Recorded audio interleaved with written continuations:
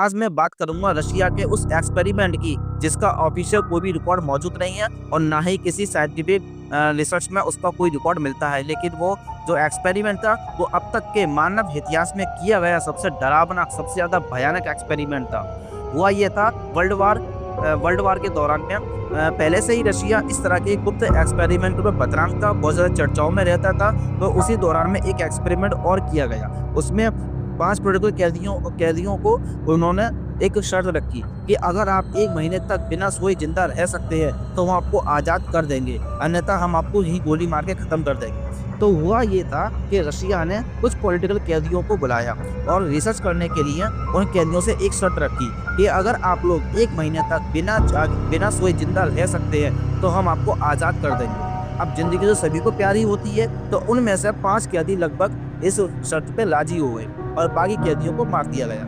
जब वो 5 कैदी राजी हो गए तो उनको एक सीक्रेट लैब के अंदर लाया गया और सीक्रेट लैब में उनको कैदियों को रखा गया। वो लैब इस तरह से बनाई गई थी जो चारों तरफ से बंद थी। उस लैब के अंदर एक टॉयलेट थी, पढ़ने के लिए कुछ किताबें थी, खाने का कुछ खाना था और उस लैब के एक साइड पे एक ट्रांसपेरेंट शीशा लगाया गया था ताकि साइंटिस्ट उस शीशे के आर पार उन कैदियों के ऊपर 24 घंटे नजर रख सके।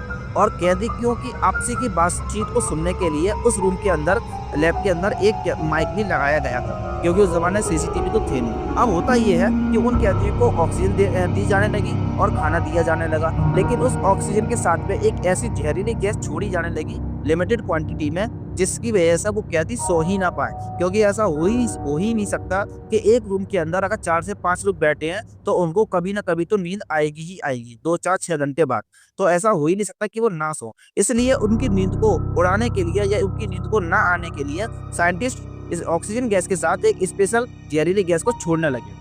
4-5 दिन तक तो सब कुछ ठीक ठाक चल रहा था। लोगों की बातचीत करने की आवाजें भी आ रही थी, हर तरह की एक्टिविटी साइंटिस्ट उसके ऊपर नजर रख रहे थे। लेकिन उसके 1-2 दिन के बाद में फिर कैदियों की चीखने चिल्लाने की आवाजें आना शुरू होने लगी। और यहाँ तक कि एक कैदी तो इतना चिल्लाता था, इतना चिल्लाया कि उसके जो गले की वोकल कॉर्ड होती है, जहाँ से आवाज बनती है, क्रिएट होती है, वो वोकल कॉर्ड ही फट गई, या यूं को गले की नस सिंपल भाषा में फट गई और उस कैदी की आवाज हमेशा के लिए चली गई।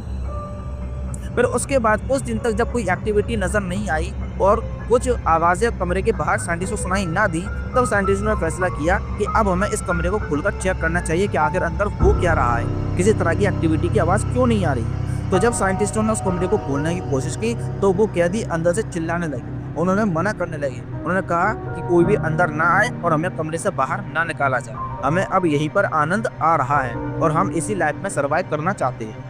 लेकिन साइंटिस्ट जबरदस्ती जब उस कमरे के अंदर घुसे तो वो वहाँ का मंजर देखकर ही हिल गए। उन्होंने देखा था कि दीवारों पर, जमीन पर खून लगा हुआ था और जो कैदियों का मल मूत्र था वो जमीन पर, दीवारों पर, उनकी पूरी बॉडी पर लगा हुआ था। और यहाँ तक कि उनकी बॉडी के कुछ हिस्से कटे हुए फर्श के ऊपर पड़े हुए थे जिन्हें वो खा रहे थे। और ये मंजर देख करके साइंटिस्ट पूरी तरीके से हिल गए।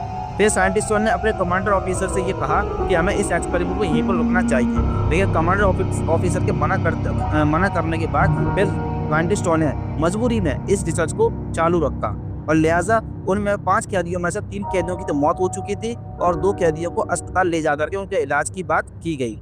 तो जब उन कैदियों को कमरे से निकाल कर इलाज के लिए ले जा रहे थे तो जिस बेड के ऊपर बांधा था तो उस बेड पर वो कैदी बहुत बुरी तरीके से उछल कूद कर रहे थे, शोर शराबा कर रहे थे और वो गुहार लगा रहे थे, एक तरह से भीख सी मांग रहे थे कि हमें उस कमरे से बाहर ना निकाला जाए, हमें उसी कमरे के अंदर रखा जाए।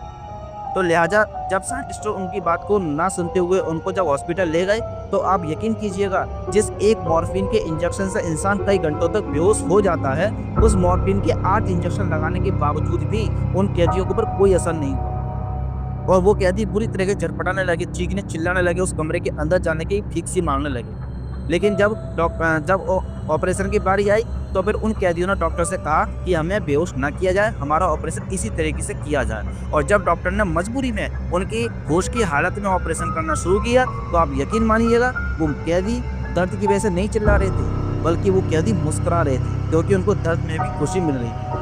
कुछ इस तरह की एक्टिविटी उनके साथ की जा रही थी। फिर साइंटिस्ट इस मंजर को देख के पूरी बुरी तरीके से हिल चुके थे और उन्होंने तुरंत कमांडर ऑफिसर को ये सजेस्ट किया कि हमें ये एक्सपेरिमेंट तुरंत रोकना चाहिए। लेकिन कमांडर ऑफिसर की जिद थी कि नहीं, इस एक्सपेरिमेंट को चालू रखा जाएगा।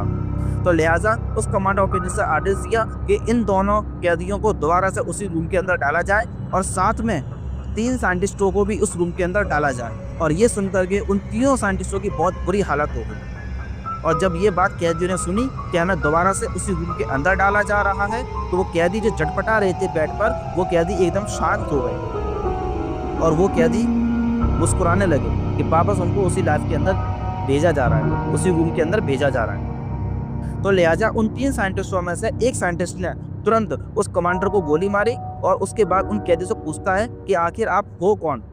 तो उसमें से कैदी रिप्लाई करता है कि हम वो लोग हैं जिसकी परछाई से आप लोग डरते हैं, और हम वो लोग हैं, हम तुम्हारे ही अंदर के छुपे हुए लोग हैं जिसको आप लोग कभी देखना नहीं चाहते हैं। इस तरह की 1-2 कन्वर्सेशन होने के बाद फिर उन साइंटिस्टों ने किया, उन 3 साइंटिस्टों को जो कमरे के अंदर डालने की बात की गई थी, उन साइंटिस्टों में से उन दोनों को गोली मारी, कैदियों को, बचे हुए अपने टीम के मेंबर्स को गोली मारी और अंत में खुद को गोली मार के इस एक्सपेरिमेंट को यहीं के यहीं बिल्कुल खत्म कर दिया।